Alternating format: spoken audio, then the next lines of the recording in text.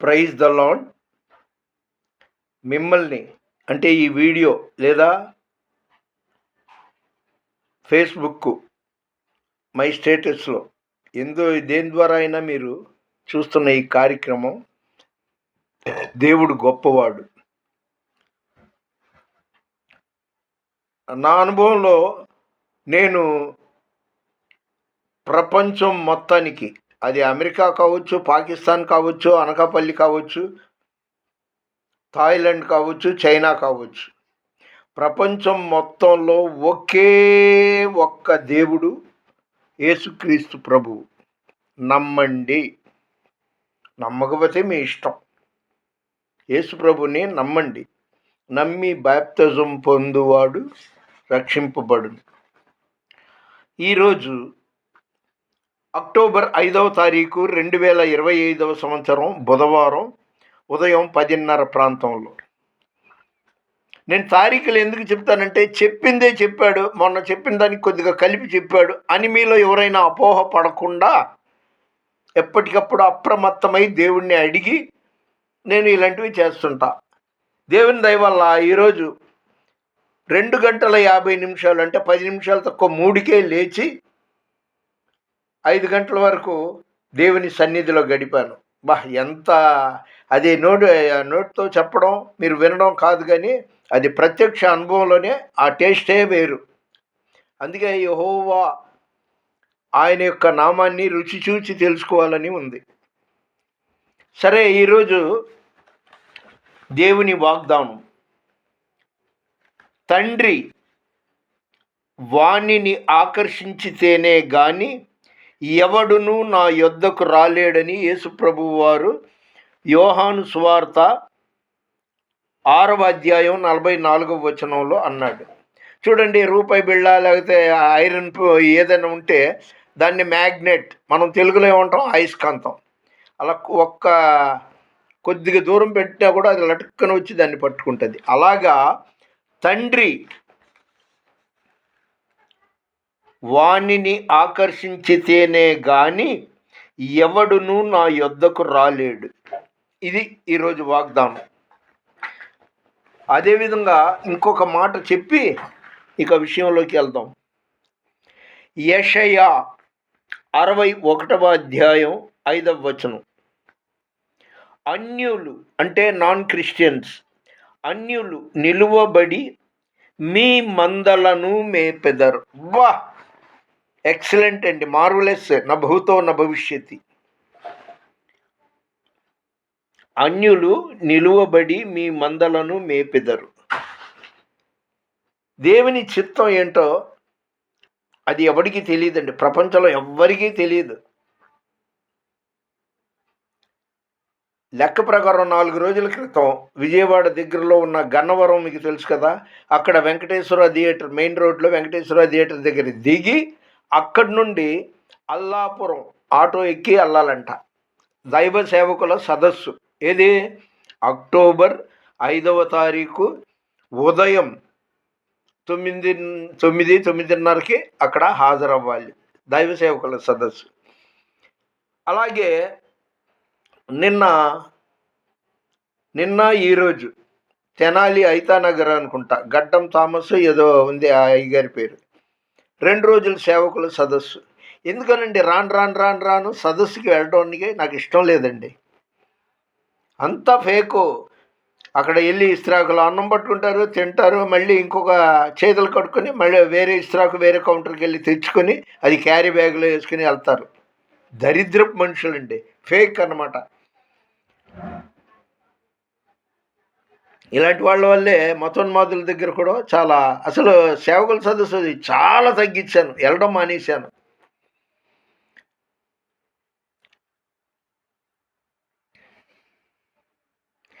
ఓ ప్రభువా, ఓ ప్రభువా,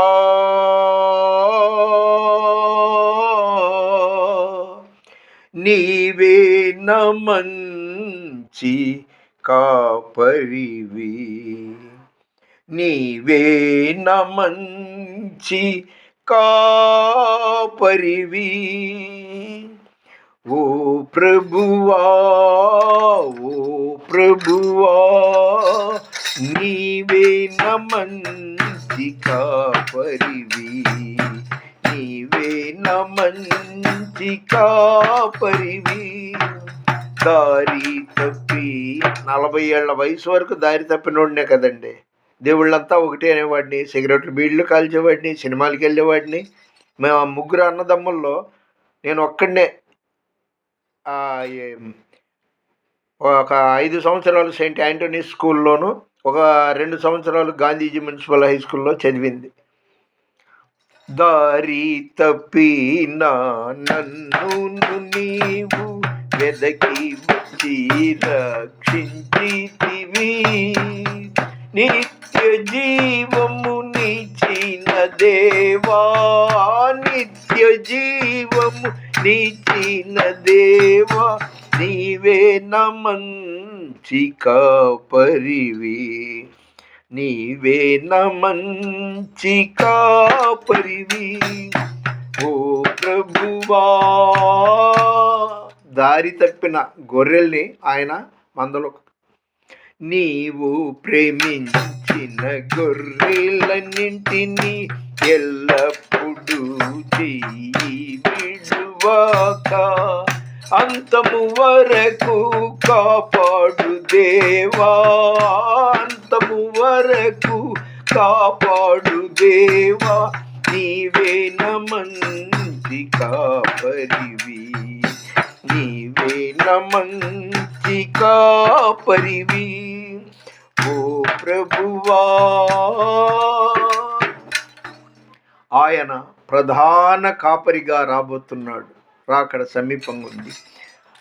ప్రధాన కాపరిగా నీవు నాకై ప్రత్యక్షమగువా గాడియాలో, నన్ను నీవు మరువాని దేవా, నన్ను నీవు మరువాని దేవా, నీవే నా మంచి కాపరివి, నీవే నా మంచి కాపరివి. ఓ ప్రభువా, హల్లెలూయా. నేను తారీఖులు ఎందుకు చెప్తానంటే, నిన్న పాడిన పాట ఇవాళ పాడను, ఇవాళ పాడిన పాట రేపు పాడను. ఏదైనా దేవుని మహిమపరచడానికి ఆయన హెచ్చింపబడాలి, నేను తగ్గించబడాలి. అది నా ప్రధాన ఉద్దేశం. అయితే వీడియో చూస్తున్న వాళ్ళు టెమిలియన్సా, ముస్లిమ్సా, తెలుగు వాళ్ళ, పార్సీలా, హిందువులా, క్రిస్టియన్సా నాకు అనవసరం. వాళ్ళందరి కోసం, ఈ వీడియో చూస్తున్న వాళ్ళందరి కోసం ప్రార్థన చేయమని దేవుడు చెప్పాడు. హలో, కంగారు పడమాకండి. ప్రార్థన చేశాడంట దైవ సేవకుడు రత్నం ఫ్రాన్సిస్ గారు అని ఒక వారంలో మీకు జరగలేదంటే వద్దు. ఆయన ఇష్టం, ఆయన చిత్తం. తగిన సమయం ముందు ఆయన మన మొర ఆలకిస్తాడు. నేను సేవకుడిని, మధ్యవర్తిని దేవుడికి, మీకు. అలాగే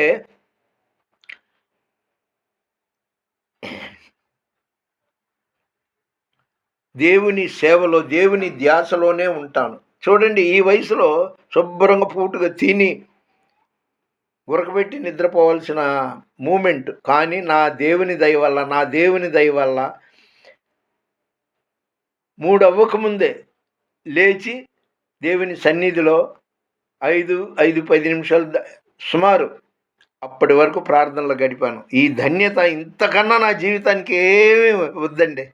హ్యాపీగా ఉంది. అది అసలు ఆ మధురమైన అనుభవం దేవునికి తెలుసు, అలా ప్రార్థన చేసుకున్న వారికే తెలుసు. ఇది మన అకౌంట్లో జమ అవుద్ది. ఎందుకంటే మన పౌరస్థితి పరలోకంలో ఉంది. ఒరే ఫ్రాన్సిస్, పలానప్పుడు నువ్వు ఇలా అబద్ధం చెప్పావు, ఫ్రాన్సిస్ నువ్వు ఇలా చేసావు అని ఆ అకౌంట్ అంతా అక్కడ ఉంటుందన్నమాట. కాబట్టి ఇక్కడ ఉన్నంతసేపే ఆయన్ని, ఎంతసేపు ఆయన వైపు చూస్తూ ఉండాలి, కానీ వీటి వైపు వాటి వైపు దేని వైపు చూడమాకండి. అవును, ఇదే ఇంకా తగ్గలేదండి. ఏది, ఒక నిమ్మకాయ కంట 3 లవంగాయలు గుచ్చాలి, అప్పుడు కోరుకున్న వాళ్ళందరూ వచ్చేస్తారంట. అలా అంటే వాళ్ళిద్దరికీ పరిచయం ఉండి తర్వాత వాళ్ళు ఏదో కారణాల వల్ల దూరంగా ఉంటారు. అలాంటి వాళ్ళ కోసం ఉంటా. అయితే ఆ మంత్రాన్ని విధిగా నమ్మాలంట. నమ్మిన వాళ్ళకి అది జరుగుద్దంట. తర్వాత ఇంకొకటి, ఒక చేతిలో 5 లవంగాయలు, ఒక చేతిలో 6 లవంగాయలు. ఈ వశీకరణ, వశీకరణ, వశీకరణ, వశీకరణ, వశీకరణ. ఇంచుమించు ఈ వారంలో ఆది, సోమ, మంగళ, బుధ ఇవాల్టి వరకు ఈ ట్రెండ్ ఆగలేదండి. ఈరోజు అంటే నవంబర్ 5వ తారీఖు 2025 సంవత్సరం బుధవారం నాడు ఈ స్మార్ట్ ఉమా ఆమె ఒక వెల్లుల్లిపాయ తీసి దాన్ని మధ్యలోకి కోసి మనకి ఎవరైతే ఇష్టమో వాళ్ళు రావాలనుకుంటున్నారో వాళ్ళ పేరు ఒక కాగితం మీద రాసి ఆ కాగితం ఏమో అందులో పెట్టాలంట. ఇంకొకళ్ళేమో వాళ్ళ పేరు 3 సార్లు 5 సార్లు గుర్తులేదు తలుచుకొని వాళ్ళకి ఫోన్ చేస్తే ఎక్కడ ఉన్నా సరే వచ్చేస్తారంట. కానీ నా దేవుడిని తప్ప, నా బైబిల్ని తప్ప వేరే ధ్యాస నాకు లేకుండా పోవునుగాక, దేవుడే నాకు సొంతమైపోవునుగాక, దేవునితోనే నేను గడుపుదునుగాక, దివారాత్రులు దేవునితో నేను ఉండాలని ఆశపడుతున్నా. యేసు నాకు చాలు, యేసు నాకు చాలు. సరే, మరీ 1, 2, 3, 4, 5, 6, 7, 8, 9 ఇలాగా 10ల సంఖ్యలో వచ్చేస్తుంది. ఏది ఈ వశీకరణల గురించి. ఒక కథ మీరు వినే ఉంటారు. ఓ పంతులు గారు మేకని తాడు కట్టి తీసుకుని వెళ్తున్నాడంట. తన దవన ఎక్కడికి వెళ్తున్నాడు. అప్పుడు 3, 4 దొంగలు ముందే స్కెచ్ చేసుకున్నారు సిండికేట్గా. వాళ్ళ మ్యాప్ అంటే వాళ్ళ ప్లాన్ ప్రకారం ఒకడు ఒక ఫర్లాంగ్ దూరంలో, ఒకడు ఒక 2 ఫర్లాంగుల దూరంలో అలా అక్కడక్కడ నిలబడ్డారంట. 3, 4 మొత్తానికి దొంగలు. పంతులు గారు, ఏంటి మీరు కుక్కల్ని కూడా పెంచుతారా? మేమెందుకు పెంచుతాం కుక్కల్ని అన్నాడంట పంతులు గారు. మరి అదిగో తాడు కట్టి తీసుకెళ్తున్నారంటే, ఇది కుక్క కాదయ్యా, నీ కళ్ళు కనబడదా ఏంటి, మేక అన్నాడంట. సరే, వీడితో మనకేంటని ఆయన వెళ్ళిపోతూనే ఉన్నాడు. ఇంకొక దొంగ కనబడ్డాడు. వాడు కొద్దిగా వెరైటీగా పలకరించి, అయ్యా సిద్ధాంతి గారు, ఏంటి మరి కుక్కల్ని అలాగా ఇళ్లలో రానివ్వరు కదా, అదంతా అశుద్ధం, గలీజ్ చేస్తుంది కదా. ఓయ్, నీకు బుద్ధి ఉందా లేదా? నేను తీసుకెళ్ళేది మేకని, కుక్క అంటావేంటి? అలాగా నలుగురు అనేటప్పటికీ పాపం ఆ వెర్రి బాపడు నిజమేనేమో అనుకొని నేను మేకని తెచ్చానని భ్రమపడ్డానని ఆ మేకని వదిలేసి వెళ్ళిపోయాడు. ఆ తర్వాత వాళ్ళు ఆ దొంగలంతా ఆ మేకని తీసుకెళ్ళి పండగ చేసుకున్నారు. ఇది జగమెరిగిన కథ. అలాగే ఈ వశీకరణ ఇలా చేస్తే మంచిది, లేదా ఒంటేలు అంటే మూత్రం పోసి అది దాంట్లో తెల్లవాలి ఇవ్వాలి, లేదా మూత్రం చెప్పులకి రాసి, ఇంకా ఇలాగ మూత్రం గురించి బోల్డ్ పెట్టారు. మరుగుమందంట ఇలాగా. ఈరోజు ఈ స్మార్ట్ ఉమా గారు చెప్పింది ఏంటంటే, ఒక వెల్లుల్లిపాయి దాన్ని నడిమికి కోసి ఒక చిన్న స్లిప్ మీద ఎవరు రావాలనుకుంటున్నారో వాళ్ళ పేరు రాసి అందులో పెట్టేసి 4 కర్పూరం బిళ్ళల్ని వెలిగించి అందులో పెట్టాలంట. అది మాడిపోయిన తర్వాత ఏదో చెప్పింది. ఏంటా అని ఆ బేపనోళ్ళలాగా, పంతులు గారిలాగా నేను ఈ వశీకరణలో అనేవి ఉన్నాయా లేదా అని బైబిల్లో బాగా 24 గంటలకు యేసు యేసు యేసు యేసు అదే ధ్యాస. కొద్దిగా డౌట్ వచ్చింది, నిజమే అయి ఉంటుందా లేదా, ఎవరికి ఫోన్ చేద్దాం, ఎవరిని పిలుద్దాం అనుకుంటే ఎటు చూసినా నా వయసు వృద్ధులు ఎవరు లేరు. ఆఖరికి బల్బు వెలిగింది. ఆ వెరిబాగులది చెప్పాను కదా, బస్టాండ్లు తిరుగుతుంటే చాలాసార్లు పిలిచి భోజనం పెట్టి ఆ బైబిల్ పోగొట్టుకుంటే బైబిల్ ఇచ్చాను.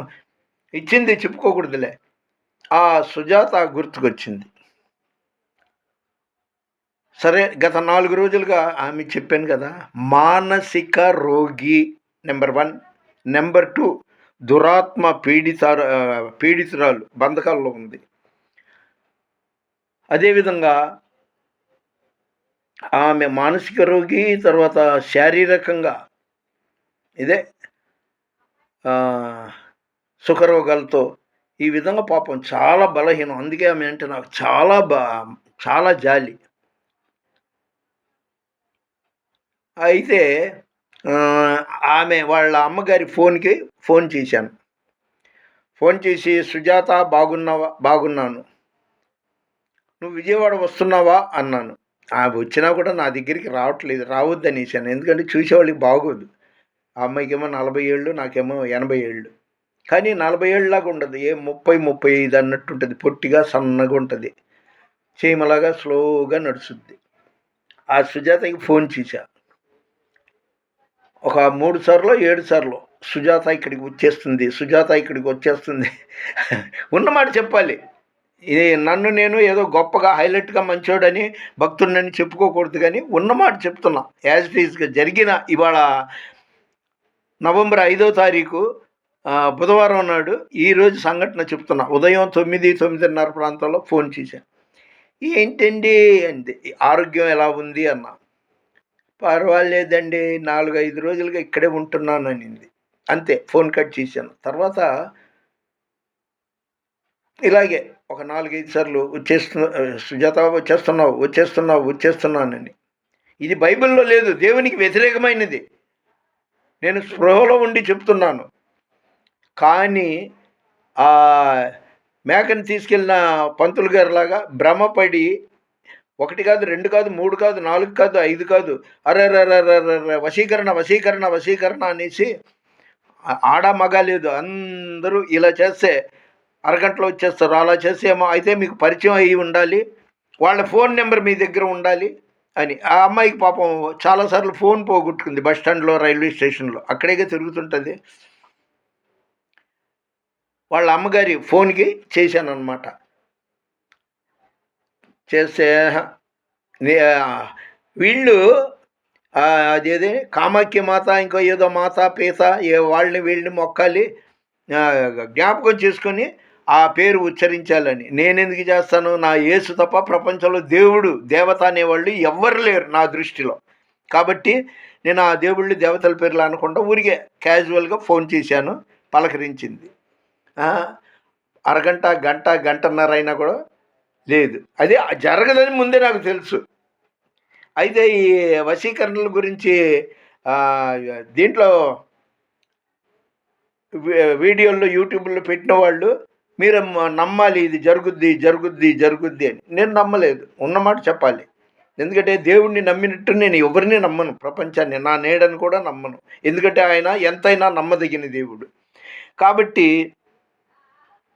ఈ దేవతలు, వాళ్ళు, వీళ్ళు ఇంకొకటి చాలా గమ్మత్తైన విషయం అండి.